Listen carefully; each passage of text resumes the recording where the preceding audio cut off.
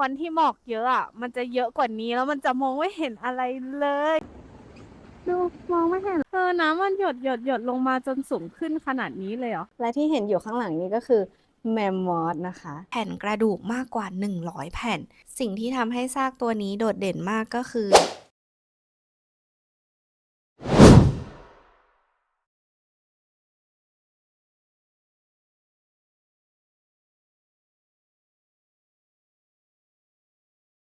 สวัสดีจ้าทุกคนวันนี้หมอกลงหนักมากตึกอาคารที่เคยเห็นอยู่ข้างหลังตรงนี้เนี่ยตอนนี้ไม่เห็นแล้วนะดูสิมืดตึ๊ด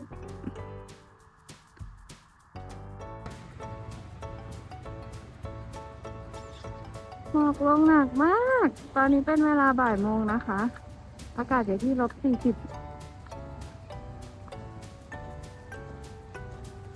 แทบไม่เห็นอะไรไกลดูมองไม่เห็นแล้วและนี่ก็คือสะพานแถวหมู่บ้านเรานะคะทุกคนวันนี้หมอกลงหนักมากจริงๆซาบอกว่าวันนี้ไม่ถือว่ามีหมอกเยอะเพราะว่าวันที่หมอกเยอะอ่ะมันจะเยอะกว่านี้แล้วมันจะมองไม่เห็นอะไรเลยเนี่ยดูดิเนี่ยเห็นคนตรงนั้นปะแล้วตรงเนี้ยจริงๆมันคือแม่น้ำนะทุกคนที่มันมีสะพานตัดข้ามอ่ะก็คือแม่น้ำทั้งหมดฝั่งตรงข้ามเป็นโรงพยาบาลมีตึกอาคารอพาร์ตเมนต์ต่างๆเยอะแยะมากมายนะคะแต่ว่าวันนี้มันมองไม่เห็นเลยเพราะว่ามันมีหมอกลงแล้วก็เดี๋ยววันนี้เราจะไปมิวเซียมกันค่ะวันนี้เจ้าเด็กไม่ได้มาด้วยนะเพราะว่ามิชาไปโรงเรียนมีแค่หลุยกับซาชาแล้วก็ด้วยความที่ตัวเมืองอ่ะมันไม่ได้กว้างมากมันก็เลยสามารถที่จะเดินไปไหนมาไหนได้ทั้งเมืองเลยและวันนี้ เราจะเดินไปมิวเซียมกันค่ะอากาศตอนนี้อยู่ที่-40องศานะ ใกล้จะถึงมิวเซียมแล้วเจอนี่ไม่ใช่หินงอกหินย้อยนะคะทุกคน แต่ว่าดูดิ น้ำอันเนี้ยมันคือท่อน้ำที่ส่งไปตามอพาร์ตเมนต์ตามบ้านต่างๆแล้วน้ำมันหยดลงมาเธอซาซูมมันนี้ดิมันแบบมันไม่ได้ติดกับท่อนะคือมันหยดลงมาเห็นป้าตรงกลางน้ำมันหยดลงมาจนสูงขึ้นขนาดนี้เลยเหรอหรือว่าอะไรอ่ะสุดยอดมันแบบไม่ได้เป็นจำนวนน้อยๆนะที่พื้นอีกเยอะมากอ่ะอันนี้ก็มี เดี๋ยวอันนี้ก็คือหยดลงมาจนแบบสูงอันนี้เป็นท่อน้ำร้อนแน่เลยใช่ไหม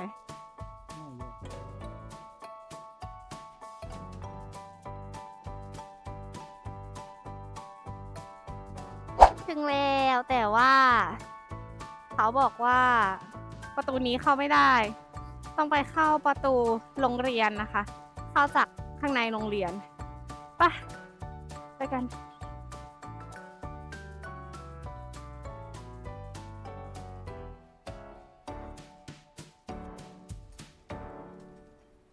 เฮ้ยใส่เสื้อเหมือนกันเลย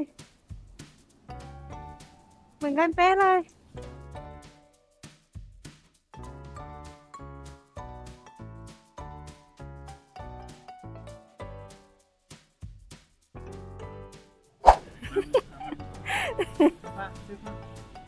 ตรงนี้เป็นที่ฝากเสื้อผ้านะคะ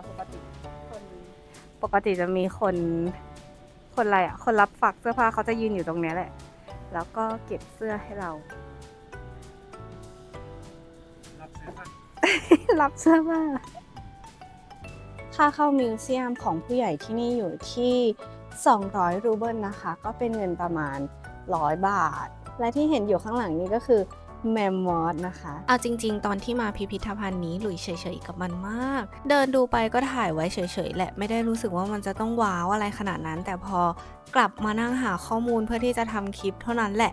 มันก็ไม่ธรรมดานะก่อนที่จะเดินไปถึงพิพิธภัณฑ์แมมมอสนะคะเราก็จะต้องเดินผ่านตรงนี้ก่อนมันเป็นวิถีชีวิตของคนสมัยก่อนจากการจัดแสดงของพิพิธภัณฑ์เนี่ย เราจะเห็นได้ว่าที่คนเขาอยู่ที่นี่ได้ทั้งที่อุณหภูมิมันติดลบเกือบทั้งปีอะเพราะว่าเขาพึ่งพาสัตว์ยุคน้ำแข็งแบบ 100% เลยนะทุกคนเนี่ยเราก็ดูได้จากเสื้อผ้าก็ทำจากหนังสัตว์ที่อยู่อาศัยก็ทำจากกระดูกแล้วก็หนังสัตว์อาหารก็ทำจากเนื้อสัตว์ไขมันสัตว์ไขกระดูกสัตว์คือสัตว์ตัวหนึ่งใช้คุ้มมาก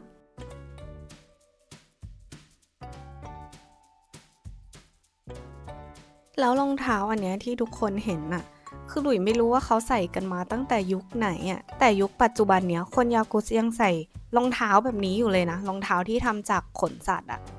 เราก็เป็นแบบสไตล์นี้เลยอ่ะ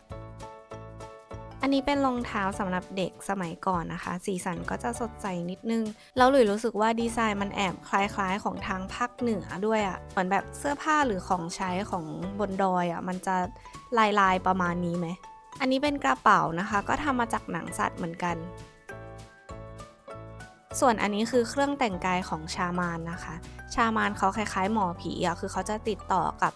พูดสวรรค์แล้วก็พูดนรกอะไรอย่างเงี้ยได้แล้วเขาก็จะใส่หมวกปิดหน้าไว้ไม่ให้คนอื่นเห็นหน้า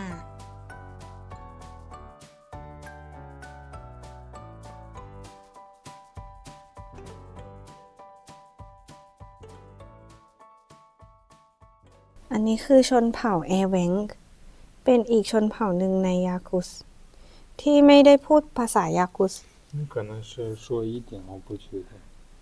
一般是他们会的，然后呢有自己的语言。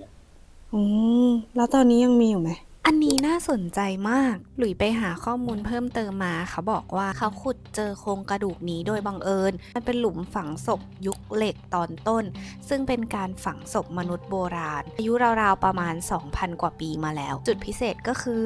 เขาไม่ได้ฝังบนเนินหรือริมทะเลสาบแบบที่พบได้ทั่วไปแต่เขาฝังในพื้นที่ลุ่มต่ำซึ่งถือว่าแปลกสำหรับยุคนั้นเพราะการฝังในที่ลุ่มต่ำเนี่ยจะมีความเสี่ยงสูงในการถูกสัตว์นักล่ารบกวนแล้วก็จะทำให้กระดูกบางส่วนหายไปซึ่งกระดูกบางส่วนมันหายไปจริงๆและนักโบราณคดีเขามีสมมติฐานหลักๆว่าการฝังในพื้นที่ลุ่มต่ำเนี่ยอาจจะเป็นความเชื่อของคนกลุ่มย่อยที่มีพิธีกรรมฝังศพต่างจากคนกลุ่มอื่นหรือจุดนั้นเคยอยู่บนเนินมาก่อนแต่เนื่องจากภูมิภาคภูมิประเทศเปลี่ยนมันก็เลยกลายเป็นพื้นที่ลุ่มต่ำและอีกความเชื่อหนึ่งก็คือคนบางกลุ่มจะถูกฝังต่างจากคนทั่วไปอย่างเช่นนักล่านักรบหรือว่าคนนอกกลุ่มและศพนี้ถูกฝังในท่านอนตะแคงขวาหลังตรงขางอชิดเข้าหาท้องแขนงอมืออยู่ใกล้ลำตัวซึ่งเป็นการจัดวางอย่างถูกต้องแล้วเขาก็มีแผ่นคันธนูหัวลูกศรอาวุธเหล็กใบมีดต่างๆเนี่ยก็คือสิ่งเหล่านี้เขาเรียกว่า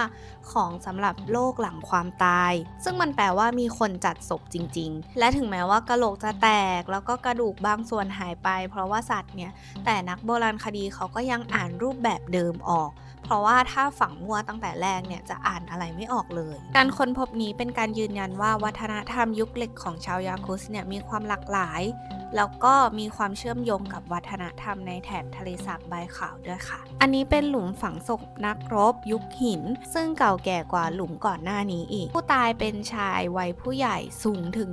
192เซนซึ่งถือว่าสูงมากสำหรับคนสมัยก่อนนะขาขวาเคยหักหรือบาดเจ็บรุนแรงแล้วก็เชื่อมผิดรูปเขาน่าจะเคยผ่านการต่อสู้จริงคือไม่ใช่นักล่าธรรมดาร่างของผู้ตายถูกคลุม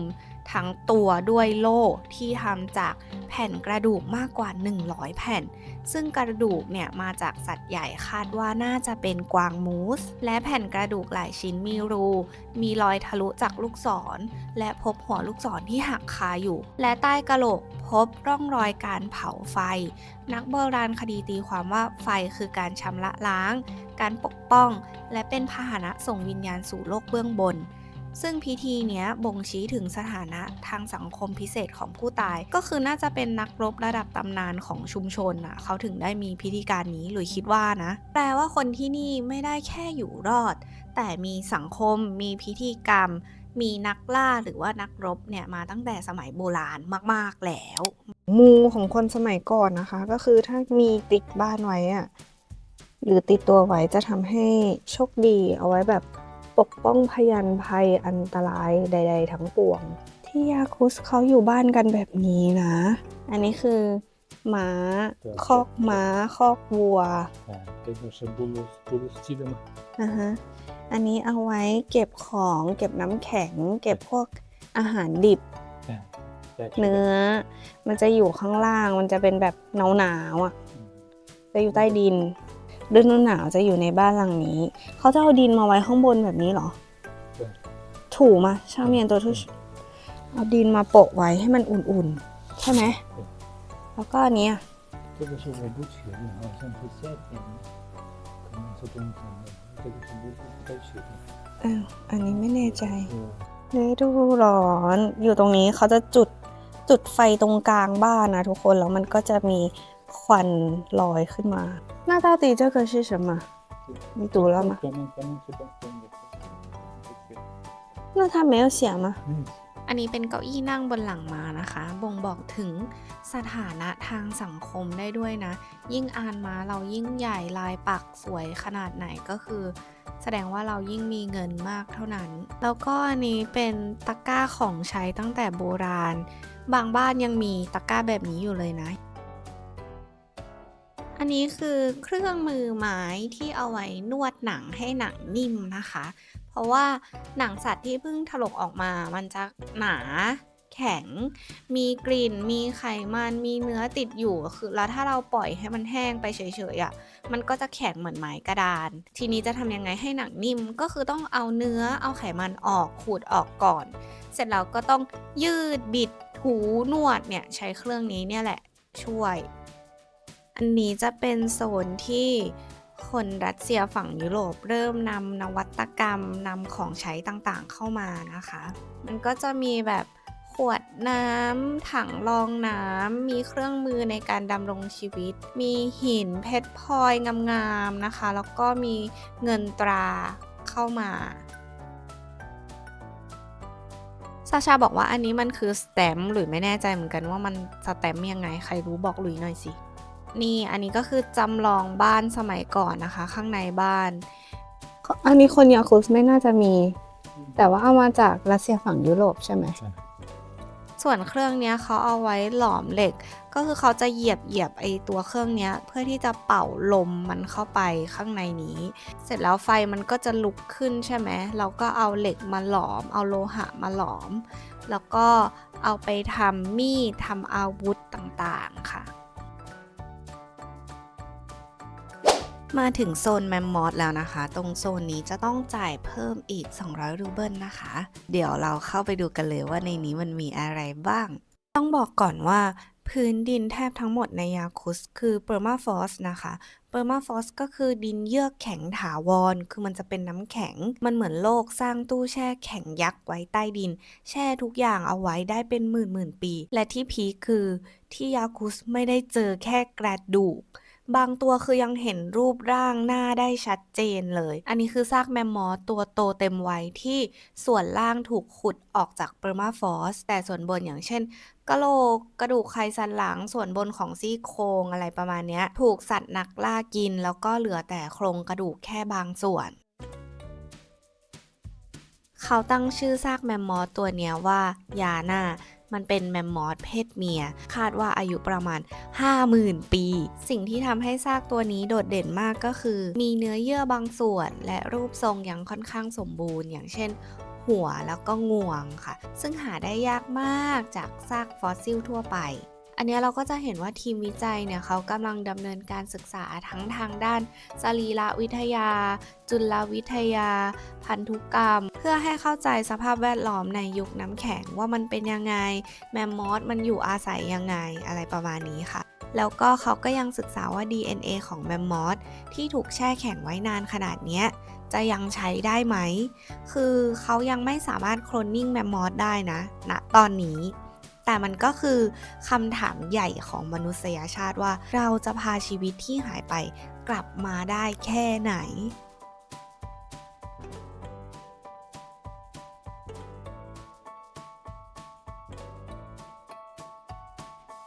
ถ้า าดูแมมมอสเผินๆหลายคนอาจจะคิดว่ามันก็แค่ช้างขนยาว แต่จริงๆแล้วโครงสร้างของมันถูกออกแบบมาเพื่อโลกหน้าหนาวโดยเฉพาะ อย่างงาของแมมมอสเนี่ยก็คือไม่ได้มีไว้แค่ป้องกันตัวนะ แต่นักวิทยาศาสตร์เชื่อว่ามันใช้สำหรับขุดหิมะเพื่อเปิดทางหาอาหารใต้พื้นน้ำแข็ง ส่วนกระดูกและโครงร่างของแมมมอสเนี่ยมันหนาและแข็งแรงมาก รองรับน้ำหนักตัวมหาศาล แล้วก็ช่วยรักษาความร้อนในร่างกายได้ดีกว่าสัตว์ในเขตอุ่นด้วยกะโหลกของมันถูกออกแบบมาเพื่อช่วยลดพื้นที่ที่สัมผัสความหนาว แล้วก็รองรับงาที่ใหญ่และหนักมาก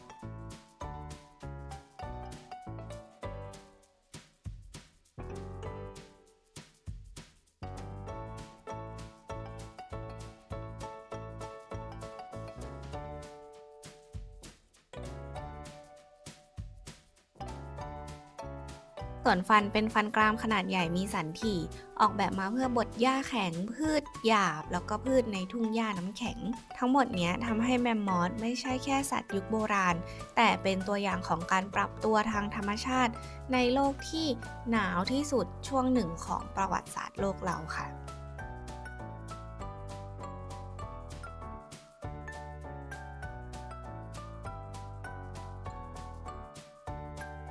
แล้วที่พิพิธภัณฑ์เนี้ยมันไม่ได้มีแค่แมมมอสนะ มันยังมีม้าโบราณตัวเตี้ยลำขนหนาเหมือนม้ารุ่นถึกสำหรับอากาศติดลบ แล้วก็มีกวาง มีไบซัน สัตว์กินพืชขนาดใหญ่ที่เป็นแหล่งอาหารหลักของทั้งคนแล้วก็ทั้งผู้ล่าเลย แล้วก็มีหมาป่ายุคน้ำแข็งแรดขนยาว แสดงให้เห็นถึงความอุดมสมบูรณ์ของระบบนิเวศ จากหลักฐานทางโบราณคดีและซากสัตว์ยุคน้ำแข็งเนี่ยเราจะเห็นว่ายาคุสเคยเป็นพื้นที่ที่มีระบบนิเวศอุดมสมบูรณ์ มีสัตว์ขนาดใหญ่หลากหลายชนิดอาศัยอยู่ร่วมกัน และนี่แหละคือเหตุผลที่นี่ไม่ใช่แค่พิพิธภัณฑ์ แต่มันคือห้องแลบของโลก ยาคุสไม่ได้มีแค่ความหนาว แต่มันเก็บอดีตของโลกเอาไว้ใต้เท้าเรา ยิ่งใครที่เคยดูคลิปเก่าๆของหลุยอ่ะก็จะเริ่มเข้าใจมากขึ้นว่าทำไมผู้คนที่นี่ถึงมีความผูกพันกับธรรมชาติอย่างลึกซึ้งขนาดนี้ เพราะการอยู่รอดของพวกเขาเนี่ยผูกโยงกับสัตว์และสิ่งแวดล้อมมาตั้งแต่ยุคน้ำแข็ง และการเคารพต่อธรรมชาติเนี่ยไม่ใช่แค่ความเชื่อนะ แต่มันคือรากฐานของชีวิตที่สืบต่อกันมา อย่างยาวนาน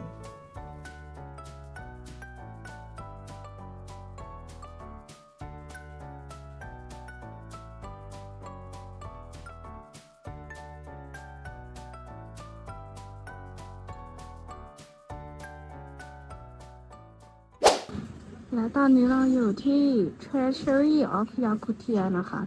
เมื่อกี้ไปรับมิชามา นี่ตังเจ้าเด็กก็เลยได้มา ดูมิวเซียมด้วยเลย อยู่ไหน ถามว่าอะไรนะ ข้าวอยู่ไหน มีเด็กหิวหนึ่งอัตรา เมื่อกี้นี้จะไปดูมิวเซียมจิวเวลรี่มิวเซียมนะคะ แต่ว่ามาไม่ทัน ก็เลยมากินข้าวแทน อะไรอ่ะแต่เพิ่งสิหมาม้าคุยอยู่เห็นไหมหมาม้าคุยอยู่ คุยอะไรเนี่ย หมาม้าจะคุยกับท่านผู้ชม อ๋อ แล้วจะบอกว่าที่ยาคุสะมีเขาดังเรื่องเพชรนะ ที่เนี่ยเขาขุดเพชรขายกัน แล้วก็มีเงินมีทองพวกแร่พวกมินเนอรัลต่างๆ แล้วก็มีน้ำมันมีก๊าซอะไรแบบเนี้ยที่เขาดังที่แบบทำไมถึงอยู่กันได้ ก็คือมีธุรกิจพวกนี้ อาหารมาแล้วนะคะน่าจะน่ากินอยู่ อันนี้ของมิชาเป็นบะหมี่มาม่าแกะให้มาม่าเป็นพลาสติกจะใช้ตะเกียบเด็กคนนี้ ไม่ยอมใช้ส้มดูสิเก้าอี้มันเตี้ยไปไหมอ่ะลูก แม่เจี๊ยบ ไม่ใช่เดี๋ยวมันหกหมดไม่ได้กินนะลูก ประมาณกี่ Там кушай, помоги, говорит. ชาชาอร่อย Кобарон mu? Burada burada kobaro. Alsana burada. มันรสชาติเหมือนผัดเปรี้ยวหวานเลยอะแต่ว่ามันเป็นหมูที่ชุบแป้งทอด วิชาย้ายไปนั่งฝั่งนู้นแล้วเพราะว่าฝั่งนี้เก้าอี้เตี้ย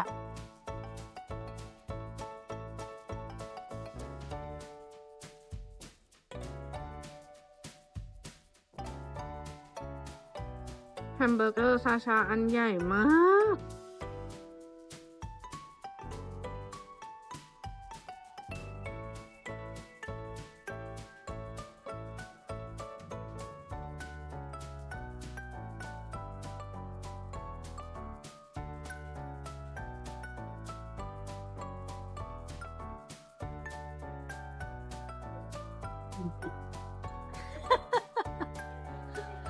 เหม็นเนาะ